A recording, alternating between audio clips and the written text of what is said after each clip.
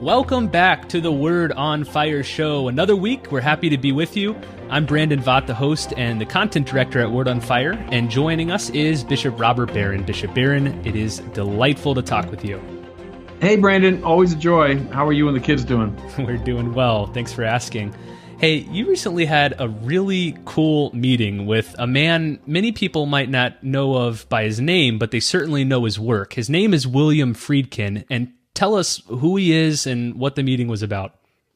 Yeah, William Friedkin was the director of The French Connection, one of the great movies of the 70s. He won the Oscar for that.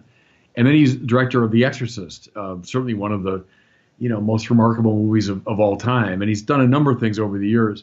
And I've admired, as you know, I've written a lot about The Exorcist film. Well, out of the blue, he called me a couple of weeks ago, and he's working on a project kind of around this whole issue of exorcism. And he had actually stumbled on, I think it was one of the YouTube videos that I had done, which he liked. And so he asked if I'd be willing to be interviewed. So he came out with a little crew to the house here in Santa Barbara. And it was delightful to meet him. He's a really nice, friendly guy from Chicago, as I am. And, of course, has known everybody in Hollywood and the whole thing. So we talked a lot about the film itself, which, of course, I found fascinating, about the actors and about how he thought the film through, et cetera. But then more generally, the issue of exorcism, of the dark powers and all that. So it was a joy to have him out here, really a friendly, nice guy. I think it was you who told me that Archbishop Chaput either used to have or still has all of his seminarians watch The Exorcist. Is that true? Yeah, he told me that many years ago, so I presume it's still true, because he thinks it's one of the great movies about the priesthood, and I quite agree with that. Just to put, like, in a nutshell, my views there, I don't think the movie's primarily about the girl with the, spitting up a pea soup. I think the movie is really about these two priests, the older and younger. The younger priest who is losing his faith and seeing everything through the lens of the natural, the rational, etc. Then the old priest who understands the supernatural. And it's a struggle really about faith and about priesthood. And then, of course, the movie ends with these two warriors giving their lives, dying to save this girl whom they barely knew. And so it's a very heroic movie there about the priesthood. And that's, I think, why Archbishop Chaput likes to show it to seminarians. And I might be putting you on the spot here because we didn't talk about this beforehand, but would you rank it as one of the best film depictions of a Catholic priest? Yeah, I would. No, I would. Think of a number of movies that do that, but I do think it shows the heroic, if you want to put it this way, militant side. The church is as involved in a struggle, in a fight. And I do think it's a fine movie about the priesthood, yeah. I think movies like that one and another film you've commented on, Calvary, which highlight another great depiction of a priest. Both of them kind of do the same thing, which is they show the goodness and the attractiveness and the heroism of the priesthood. And that's a good segue here to what we're talking about in this episode. In this episode, we're going to be focusing on evangelizing with goodness. Now, you've often written on the so-called transcendentals, truth, goodness, and beauty, and it's long been a rallying cry of yours to lead with beauty, to lead with the beautiful. But you also tell us not to discount the good. You say that in the earliest days of the Christian movement, it was the moral goodness of the followers of Jesus that brought many others to belief. So tell us about that. How is their moral goodness unique and attractive? Well, I'll back up first a little bit, and with your first comments, which are good about the transcendentals. It's a fancy way of saying that wherever there's being, there's truth, there's goodness, and there's beauty. So whatever is intelligible. There's truth in it. Whatever is splendid or radiant. It's beautiful. Whatever is desirable. So it's good. So whether we're talking about subatomic particles or archangels, whatever is good, true, and beautiful. I've done a lot of work, as you suggest, with the beautiful, leading with the beautiful. And a lot of my work in video, the Catholicism series especially, took that for granted, that we start with splendid things so that we're not really threatening people, telling them what to think or do, but we begin with the beautiful. Okay. I've also spent a lot of time talking about the true because, as you know, I don't like dumbed down Catholicism. I want to recover these great apologetic arguments. I think we needed new apologetics. I think young people have been argued into atheism. They need to be argued out of it. I've talked about arguments for God's existence, et cetera, et cetera. So no one that's followed my work could say, oh, that guy doesn't care about the truth. So beauty and truth, yes. But I wanted to stress the third one. Because, by the way, the three transcendentals are always mutually implicative. You can't have one without the other, right? If something is true, by its very truth, it's desirable. It's good. By its very truth, it's splendid. In the same way, the beautiful carries with it both goodness and truth. Okay. So, the good, the morally upright, heroic virtue, the saintly, if you want, I think has a compelling, attractive power. It draws people to Jesus Christ in a way, at least for some people, that arguments don't. Some people, they can listen to arguments all day and even find them correct, but it somehow doesn't move them. Or I can take them on a tour of the Sistine Chapel all day and they say, oh yeah, it's wonderful, but it doesn't move them to faith. What they need, I think it's true of some people, what they need is the compelling power of the good, you know.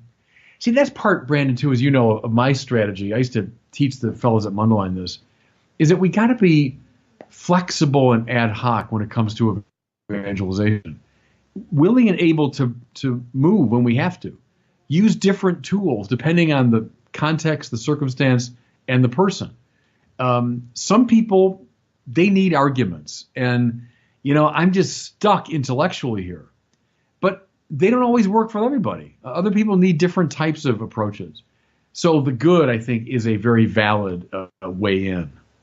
So let's walk through Christian history and see how Christians in different eras have used the good to evangelize. Again, let's start with the earliest Christians, those in the first century or two.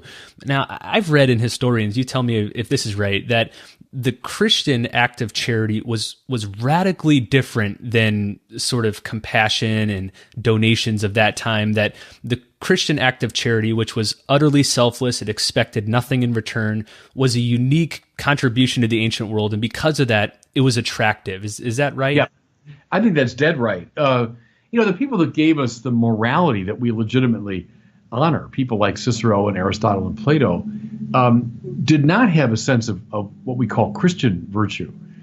Aristotle would talk about magnanimity, you know, having a great soul. He'd have some sense of, under that rubric, of what we might call generosity. They knew about courage, of course. They knew about prudence, etc.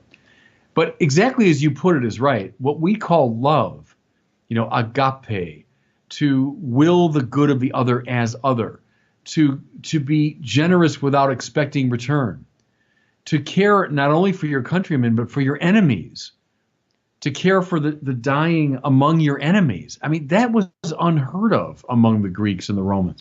And that's, I mean, among the best of them. I'm not saying bad people have always been bad people, but among the best and brightest, that understanding of morality did not obtain. But it burst onto the scene, I would say, with the first Christians. And people found it strange, I think it's fair to say, and in time compelling. Everyone cites Tertullian, the great church father, who was kind of reporting on the early pagan reaction to Christianity. And the famous line is, how these Christians love one another. Now, press it, not just one another, but how these Christians love even their enemies, how they care for the dying among pagans, how they care for the sick and so on. How, for example, Christians would not allow children to be exposed. I mean, that was a common practice in the ancient world. If a child was deformed or they were seen as mentally challenged, the pater familias, right, the head of the family, was perfectly within his rights to say, no, I don't accept this child. And the child would be left on the mountainside to be, devoured by animals. That wasn't bad behavior in the ancient world. That was considered perfectly legitimate behavior. And then the Christians came along and said, well, we don't do that. And I think it was their goodness that indeed grabbed the attention of a lot of people in the ancient world and led them to at least take a deeper look. One reason it was compelling, as you say, was because it was so radically different. But I'm thinking of many of us Christians today. I'm putting myself in this group. Oftentimes, our charity looks identical to the charity of the general culture. But as you've said, and you've written a whole book on this titled The Strangest Way, we need to recover a sense of Christian distinctiveness. The things that we do should be noticeably and radically different, wouldn't you say? Yeah, and as you know, a lot of surveys over the years have kind of shown that depressing truth that on moral issue after moral issue, Catholics, Christians don't differ that much from the general population. Even issues that we think are kind of close to the heart of our thing, opposition to abortion and so on, we're actually not that different than the general culture. Have we allowed that culture to seep in? Have we allowed our own distinctiveness to kind of bleed into beige, as I've said over the years? So quite right. I agree with that.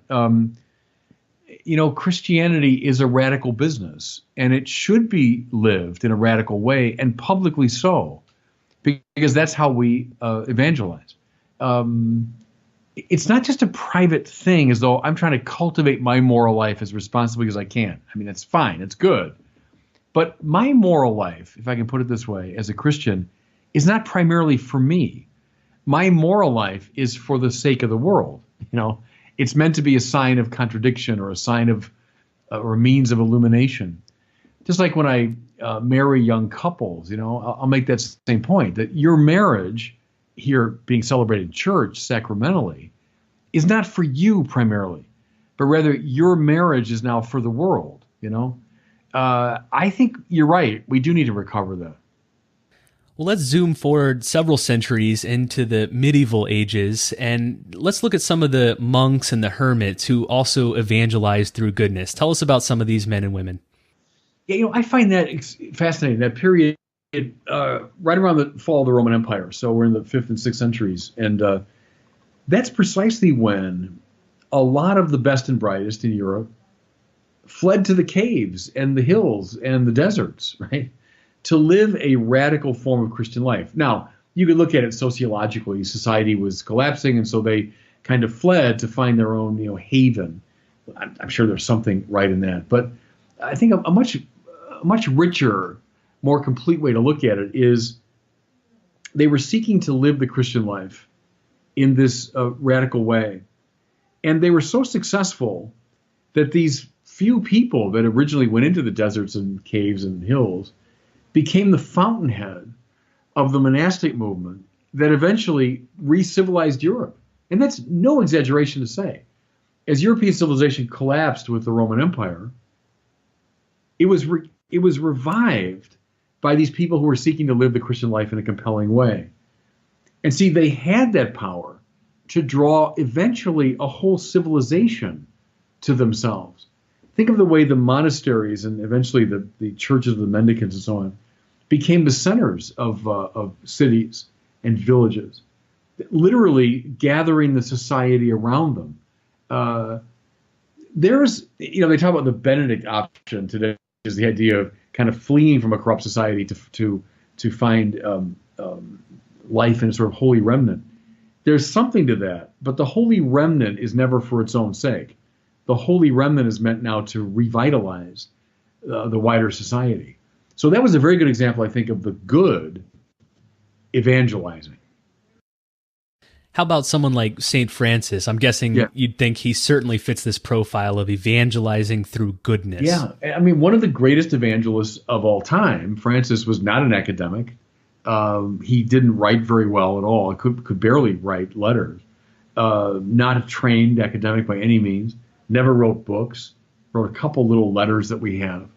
And yet, he has this galvanizing effect from his own time until the present day, which I think is undeniably true, that to this day, St. Francis continues to evangelize. How? Because at a time, his own time, of great corruption in the church, especially among the clergy, Francis simply lived the gospel life, meaning in poverty, simplicity, humility, and radical trust in God's providence. So he wasn't seeking to found an order. That really wasn't his intention. An order kind of formed itself around him. His intention was to live the gospel radically. And it was so compelling that within a few years, it's all over Europe. That's what I find really fascinating about this guy, this little nobody really from this town of Assisi, no education really, no status, no powerful background. And yet he has this civilization transforming impact on the society around him. Why? His goodness. It was the goodness of Francis. And his great colleague, Dominic, the founder of the Dominicans, something very similar with him. It was the radicality, simplicity, poverty, trust in providence that marked his lifestyle and that of his brothers that galvanized Europe and continues to this day. So that I'm recording these words in Santa Barbara. 5 minutes from me is the Santa Barbara mission where Franciscan friars are still in existence, where there's a little group of postulants considering the Franciscan life. Francis continues to this moment to evangelize. Let's zoom forward several more centuries into the previous one, the 20th century. You have often written about Mother Teresa. In fact, you visited Calcutta for the filming of the Catholicism series, and you've called her multiple times the most powerful evangelist of the 20th century. Why does she deserve that title? No question in my mind. I've said playfully that John Paul II, the second greatest evangelist of the 20th century, because he was a great evangelist. And in multiple ways, too, with John Paul. I mean, not only as a teacher, but I think by his own goodness, too. Absolutely. But I would say in my lifetime, Mother Teresa was the most powerful evangelical figure because, same thing, by the radicality of her Christian life, she got the attention of the world. You couldn't write her off. And therefore, her life compelled you to ask, how is that possible? What's behind that life? And so she opened a door to the Christian truth without intending it so much that way. Her intention was simple: take care of the poorest of the poor, because Jesus asked her, period. But de facto, she became thereby a very powerful evangelizer. Just the image of Mother Teresa in that blue and white, sari habit, her face, her hands, her gestures, her movement among the poorest of the poor, that moved people to faith in a way that arguments probably never can, So that's why I think she is clearly the most powerful evangelizer of the last 100 years. I remember reading some of the memoirs of people who have gone over to Calcutta to serve with Mother Teresa, and many of them would say when they first showed up, she didn't hand them a book that explained what the missionaries of charity were all about. She would just give them a mop or some sheets or something and essentially say, just get going, live the life, and then you'll be attracted to it. There's a similar thing going on in a story that you've told regarding St. Gregory the Wonder Worker and how he first became attracted to Christianity. Tell us that story. I've always loved this story. Gregory Thaumaturgus, and that's just Greek for wonder worker, the miracle worker. So St. Gregory, who becomes himself in time a great saint. But it all began as he's a young man, and like a lot of young people today, I recognize the type who's curious, he's interested, a little skeptical, trying to figure it all out. And he's sent to Origen of Alexandria, one of the greatest theologians in the whole tradition. And he wants to find out about this Christian doctrine. And so he comes to Origen loaded down with questions. And now Origen, as I say, one of the great minds of the whole tradition, certainly was able to answer the questions. But instead what he said to him was, first come and share our life, and then you'll understand our doctrines. And that's a really good impulse, I think, is he said, you're not going to get what we're talking about if I just engage in arguments here. You have to live the way we're living, because the condition for the possibility of this style of life is precisely the God that you want to know about, is precisely the Christ that you want to know about. And so you have to kind of feel your way to it. There's always they get a story, too, about Jared Manley Hopkins, the great Jesuit poet, and a young man came to him with a similar concern, like, I'm trouble believing in God, and I'm struggling with these arguments. And Hopkins said to him, give alms. And it's a very interesting impulse. He didn't say, okay, here's the argument. Let me give it. Here's the way to counter that. And mind you, I'm not bad-mouthing that for a second. Don't get me wrong. I mean, I've done the same thing. I've argued with people, and that's fine.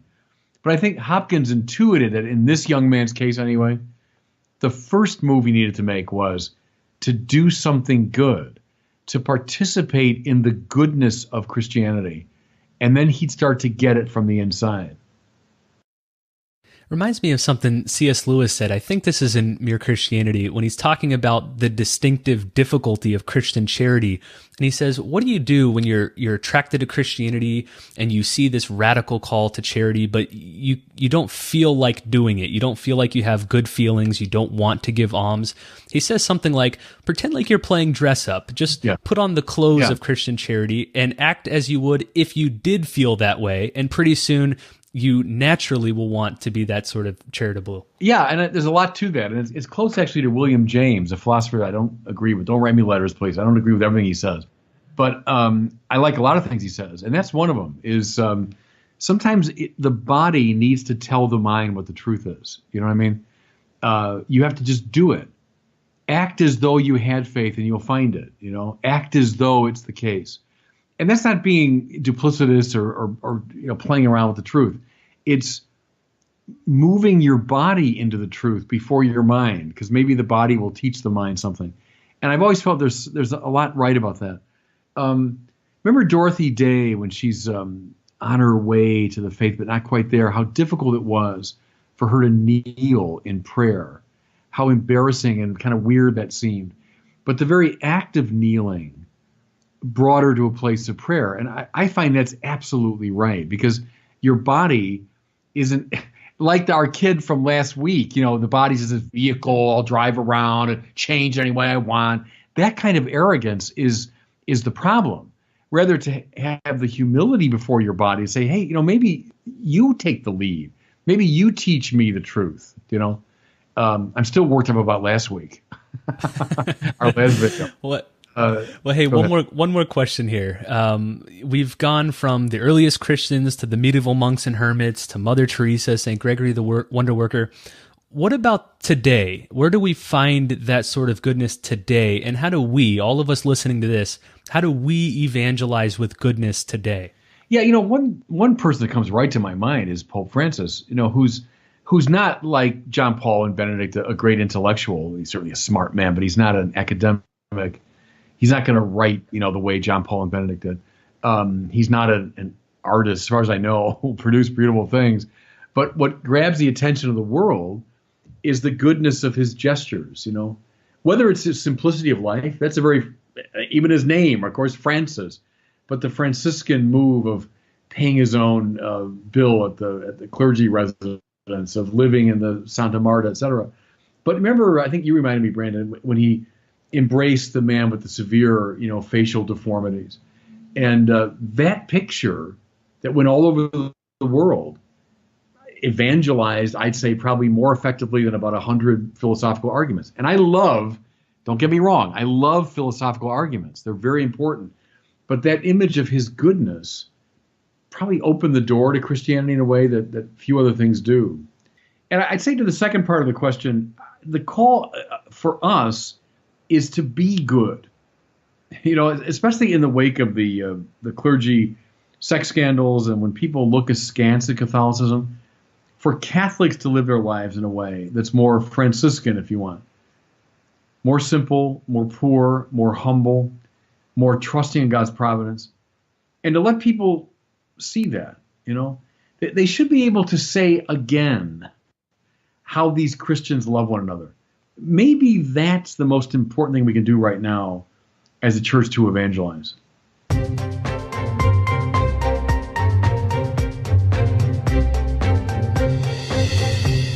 Well, it's time now for one of our questions from our listeners. Today, we're going to hear from Michael, and he's wondering, Bishop, who inspires you? So here's Michael's question.